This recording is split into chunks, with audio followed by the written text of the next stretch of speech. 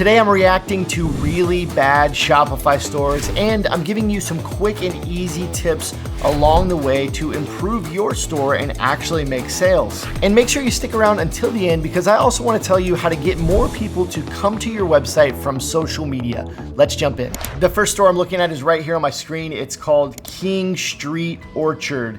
And the first thing you can see is they don't have a URL. That would be the first thing I would say, is you want to get a professional URL, not the standard My Shopify URL.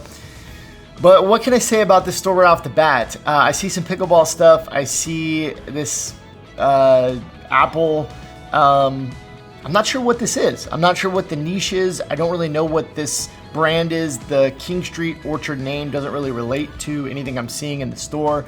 So I'm not really sure what this is. By the way, these stores are totally random. I have no affiliation with them and I don't know the owners. So hopefully if they happen to see this, this would provide some good feedback and improvements that they can make to their store. But none of this is meant to be hurtful. So let's jump back into it. Okay, so starting with the front page here, I think the big things that I would maybe change is, number one, they need a niche, right? King Street Orchard, we got pickleball stuff, we got an Apple, we got some, customizable stuff maybe.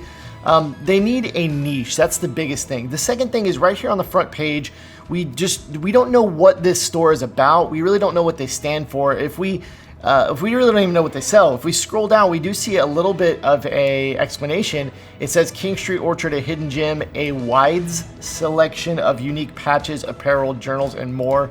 So there's a little bit of a typo there. We've got an extra S. This is really just, they need some clear direction, right? They need a niche. They need to know who their customer is. They probably need to change the name to fit within that niche. They need to showcase some of their products on people here on the front page. I mean, there's a lot we could really change here, but that would be the biggest thing right off the bat. Is just, there's just nothing here to really go off of. We don't really know what this brand is, but let's click in a little bit further. Maybe we'll find some hidden gems, as they say. So if we click on embroidered patches, it takes us here.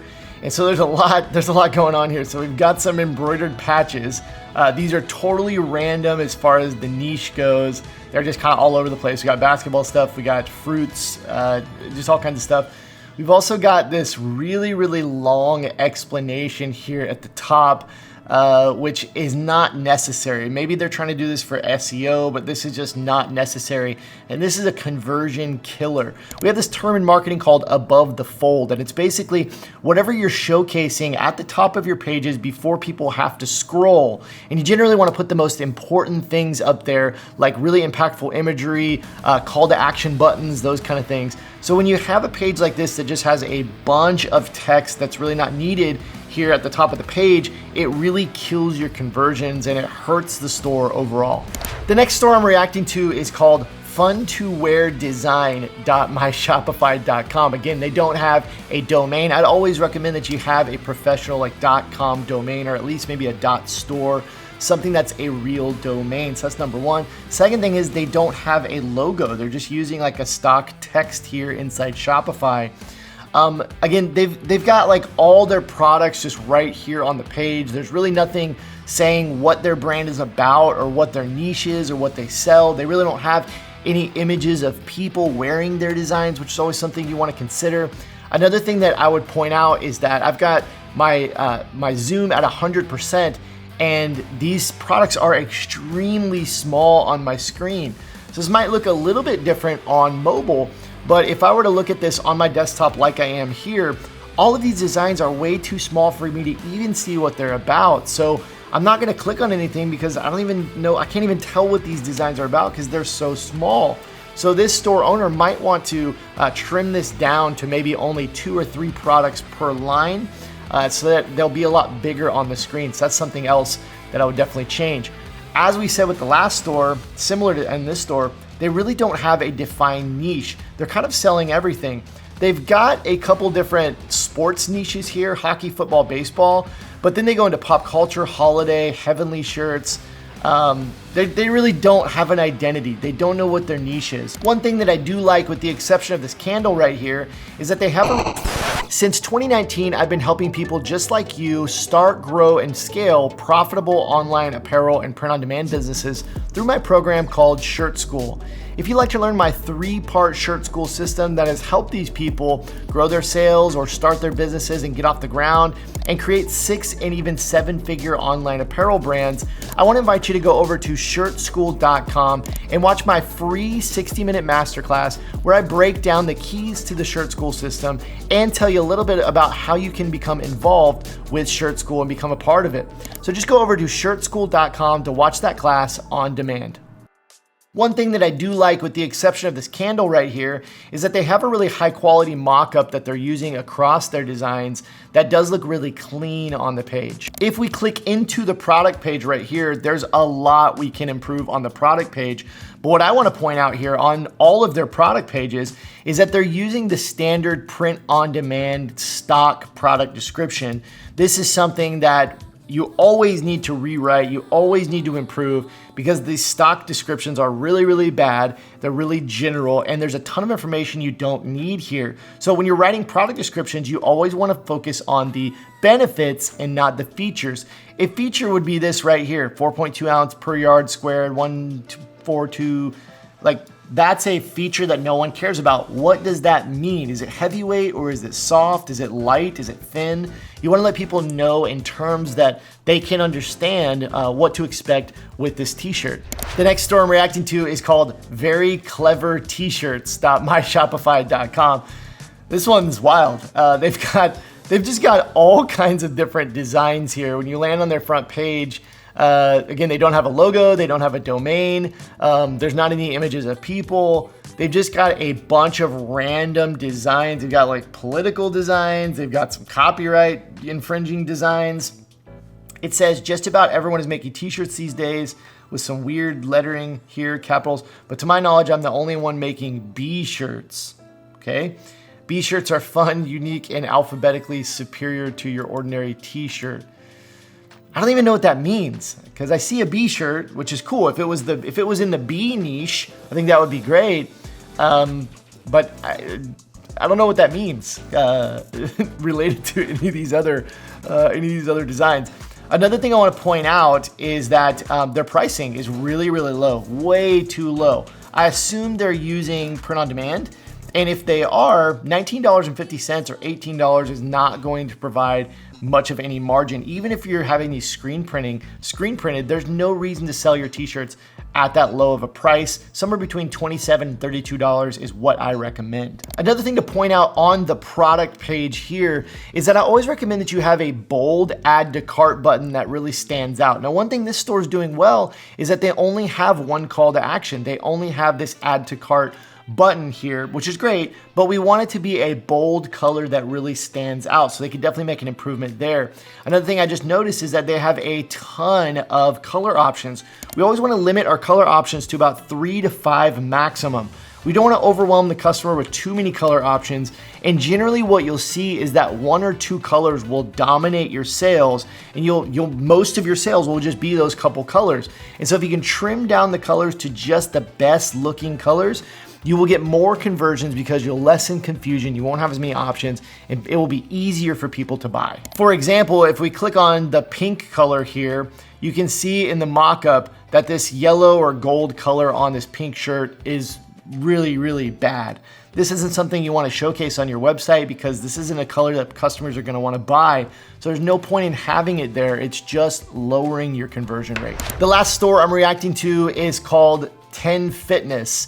And so this is more of a fitness brand. And the reason I wanted to react to this store when I pulled it up is because I wanted to point out their designs and really talk about the style of designs that they're doing. Now, the first thing here when I land on this website, I want to give them applause because I think they're the first brand we've looked at that actually has a domain. It says store.10fitness.com. Now right here, we've got this picture of a lady in a gym wearing a 10 Fitness shirt. Okay, that's great. But then it just says now open sale.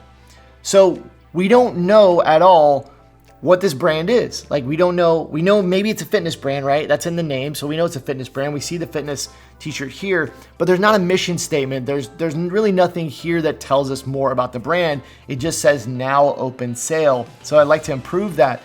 As we scroll down, here's the big problem is that they are trying to sell like their logo, or trying to create this kind of brand where they just put their logo on stuff. There's a few designs on here that they try to go more with like fitness sayings and fitness slogans, which I think is the right direction to go. But most of their t-shirts, they're just putting kind of their logo or a variation of their logo on it.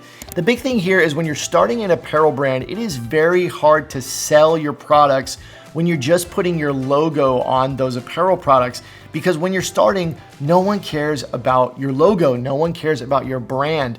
It's much easier to put slogans and sayings and those kind of things that really connect with people that are into fitness on those apparel items, and you can sell much quicker and easier. When you're wanting to sell your logo on apparel and create kind of that line with just your logo on it, that really branded apparel line, oftentimes it's a long runway and you have to really create a deep connection with the customer and have a deep brand identity and really stand for something to get people bought into your vision for your brand. And that often also takes building a large audience, because you have to have some connection with your audience, some deep connection for them to really just care about your logo. So it's much easier to put slogans and sayings and things that people will instantly connect with on your apparel items, because that will get them to buy right away because they just connect with it. It causes that emotional reaction for them. The other thing here I notice on this store is they've just got a smattering of different mock-ups. They've got some with people, which is really cool. They've got some stock print-on-demand mock-ups like this one, as well as some other just really random, print-on-demand mock-ups. They've also got this, which I don't understand, which has like a color selection thing on the product image right here, which is really odd. So this definitely needs to be cleaned up. I would recommend having kind of a standard mock-up style and laying these out in a symmetrical way, and also cutting down how many they're showing here, really just to probably 6 to 9 best sellers. As we pointed out with the previous brand, the pricing here is so low. It's incredibly low, and they definitely need to raise the pricing as well. As we look at the product page here for this shirt right here, there are so many problems. First of all, they show a color palette here, but when you click on these colors, you don't get to see the actual color of the t-shirt. You don't get to see it on a person. So that's a big issue. You always want to have mock-ups that people can click the color and actually see, what it looks like. Another thing you'll notice here is that they have 2 calls to action. So they have an add to cart button, but they also have the buy with Shop Pay button. You always want to have 1 call to action only. And the big problem here is that the Shop Pay button is bold, but the add to cart button is not. So, if you're like me, the button I'm going to click on is going to be the Shop Pay button, but we want people to click on the add to cart button. They may not want to use Shop Pay.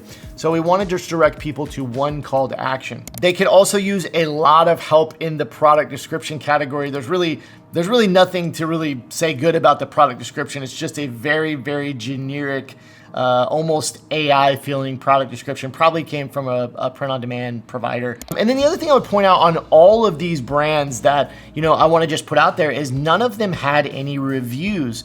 Reviews go a long way in selling your products. Even if you haven't sold a lot of your products, you need to have some reviews on your product pages and on your homepage of your website.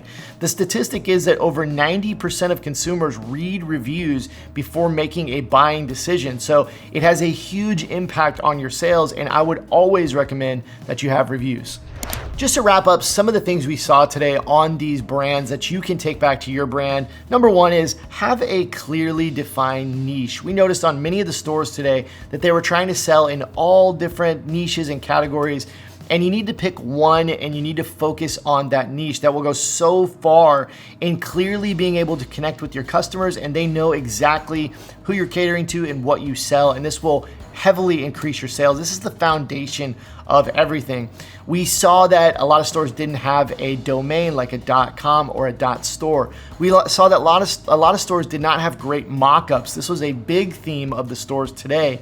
I would highly recommend that you spend more time creating realistic, high-quality mock-ups, because these can go a long way. We saw stores that were just trying to put their logo on products as opposed to slogans and sayings and designs that would actually connect with the customers in their niche to make a buying decision quickly. And we also saw that none of these stores had any customer reviews, which would greatly help them boost their sales. So I definitely recommend that you take some of these tips back to your store, make some improvements, and hopefully this was helpful. And also let me know down in the comments section if you want to see more content like this, because I'd love to make more videos like this one. If you want to learn how to get more people from social media to click on your products and come over to your website, just click on this video I recently released where I go through my best tips and strategies to get more traffic from social media.